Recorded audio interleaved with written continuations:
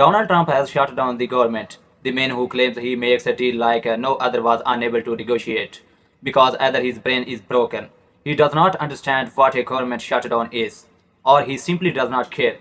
Donald Trump has already said that he will use this as an opportunity for mass layoffs of federal workers, and he promised that they would be strictly Democrats. But what Donald Trump did not consider is that he would have to be making some firings of his own within his administration, which is just did in a shocking way after a leaked report exposed just how bad things are for Donald Trump, and they are only getting worse. We are gonna get into it all, but before we do, if I could quickly ask you to leave a like on this video, and if you have not already and you enjoy our channel, hit that subscribe button because it goes a long way in supporting our work. Now before we get into Donald Trump's latest abuse of power and shock firing that is blowing up his administration, I wanna start with someone who talked about just that and how we fight back against the abuses of power.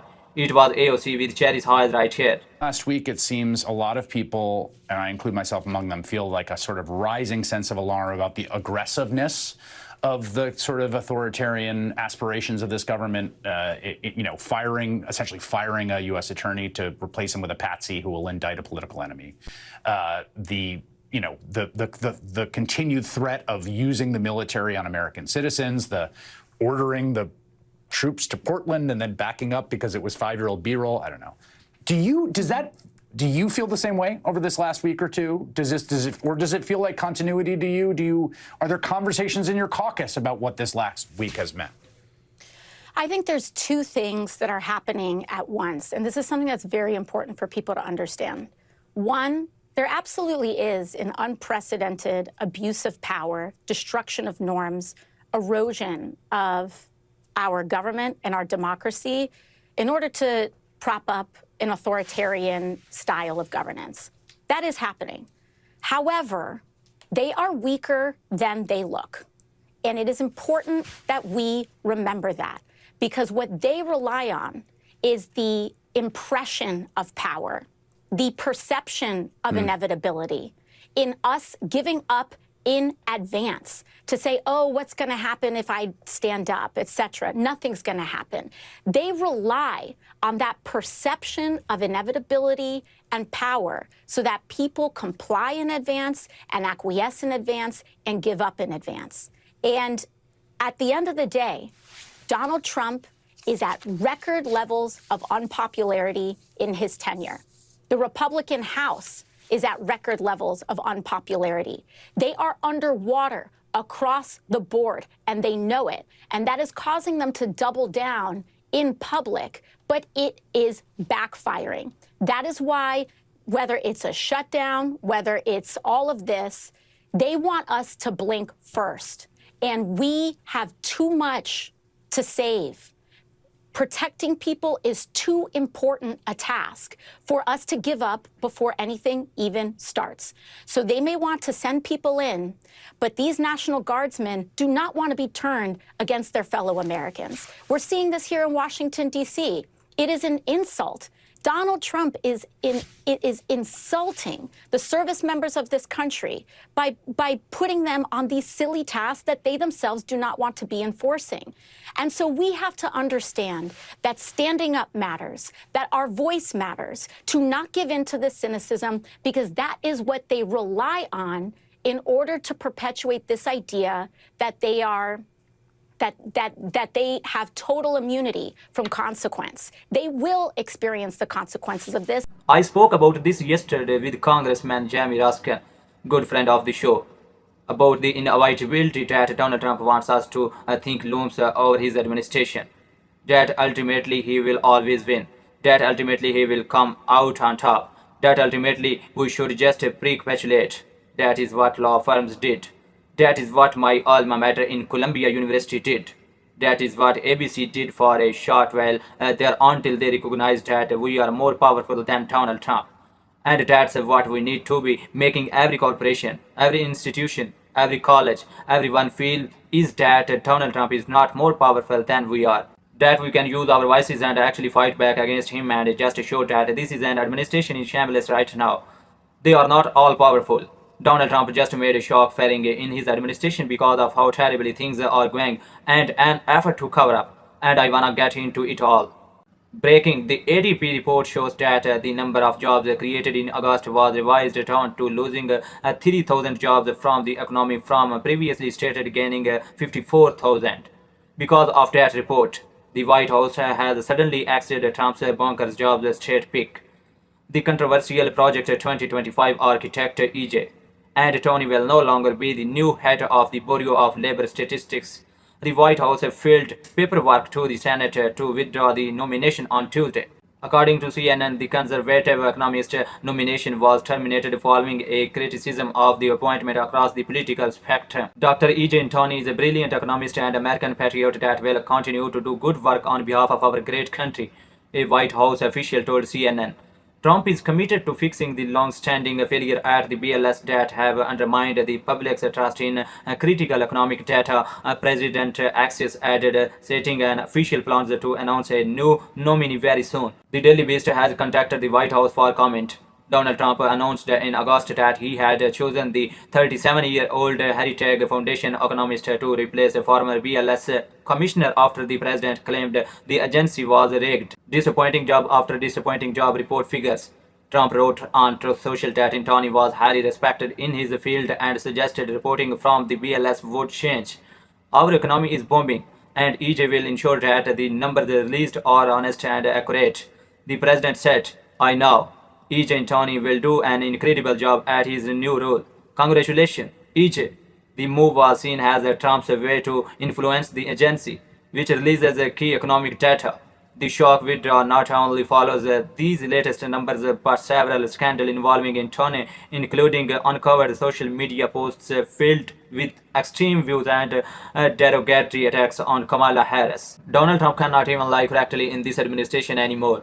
We know that he decided he wanted to fire the BLS commissioner because the numbers, the facts, the truth are not all that kind to Donald Trump when he is literally driving our economy into the ground, and these latest revised jobs figures show that we are on the verge of a recession.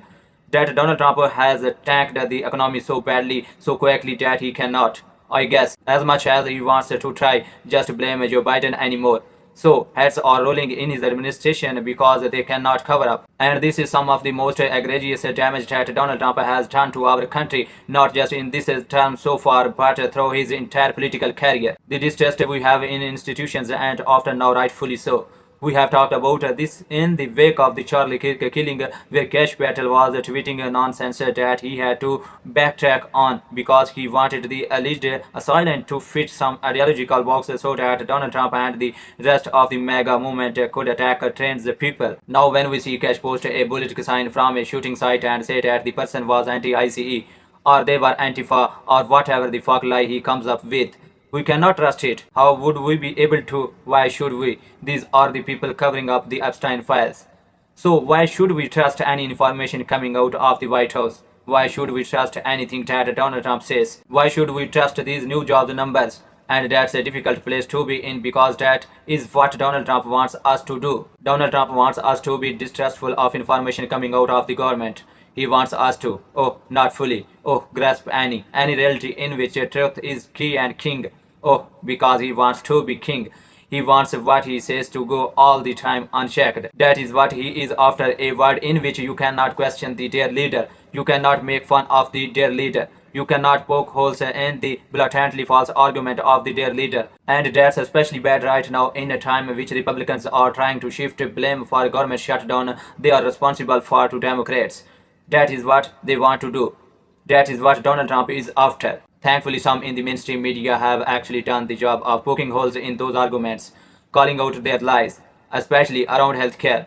And I think the best example and good for her for the way that she went after Mike Johnson was Kathleen Collins' interview right here. Continue their work of doing the appropriations bills, 12 separate bills. We've made a lot of progress in that. We just need a little more time because tonight is the end of the fiscal year. Chuck Schumer has refused to give the extra time. Why? Because we won't agree to restore health care to illegal aliens, because we won't agree to give $500 million back to the Corporation for Public Broadcasting. He wants to cut the big fund of $50 billion that we set aside to support and prop up rural hospitals in America, because we won't agree to those partisan demands. And $1.5 trillion in new spending on a 7-week stopgap funding measure he's decided to shut the government down. It's real pain for real Americans, and it's so frustrating. I heard you make that first point at the White House yesterday after the meeting y'all had with the president and with Chuck Schumer and Hakeem Jeffries. People, as you know, people who are here in the United States legally have never been eligible for the Obamacare subsidies, for Medicare, for Medicaid. So what exactly are you saying that they're trying to do when you talk about giving free health care to them? I'm so glad you asked. Okay, so when we passed the One Big Beautiful Bill, the Working Families Tax Cut, we had Medicaid reforms in the bill. You and I talked about it on the air. What we did was to eliminate fraud, waste, and abuse. There were a lot of people on the program who were enrolled in the program who were never eligible to be there. Medicaid is intended for eligible U.S. citizens, not illegal aliens, not also U.S. citizens who are able-bodied workers, like young men. So we passed the law. The president signed it into law. Democrats voted against it, of course. And it's been wildly successful. The CBO, the Congressional Budget Office, which is the neutral arbiter of all these things, released a report a few weeks ago, earlier this month, and they said, you know what? The bill has had its intended purpose. Premiums are coming down, listen, because 2.3 million ineligible enrollees have been kicked off of Medicaid, which helps to save the program, prop it up. And $185 billion has been saved already in fraud, waste, and abuse. What you did was narrow the eligibility for certain people to get access to the ACA subsidies. What they want to do is undo the changes that Republicans made in that. But basically, wouldn't that only affect people who do have legal status, people who are refugee seekers here in the United States, asylum seekers here? Those are two totally different issues. Now, they've created this as a new argument that they have as to why they should not keep the government open, but they're arguing a December policy debate for a September funding issue. The subsidies that you're talking about don't expire until the end of December. No. The lines that they try to push do not stand up for even a second. This notion that undocumented people in this country are stealing your healthcare after Donald Trump just gave the biggest tax cut in history to the uber-wealthy at the expense of your healthcare is just laughable. Donald Trump is fear-mongering as always. It's the only thing that he is actually able to do or that he actually wants to focus on. That is what Donald Trump is after. Having you scared, having you confused. And are we not even gonna talk about how our healthcare in many ways is provided to us because of the billions of dollars that undocumented people in this country paying taxes? No, Donald Trump does not wanna have that conversation. Donald Trump does not wanna have any conversation. So we have to set the record straight. We cannot have this argument dictated on their terms. We are gonna keep calling out the lies. If you wanna support that, as always, you can hit that subscribe button, leave a like on this video. If you stuck around at the end, drop a blue heart in the comments, and until next time, I will see you soon.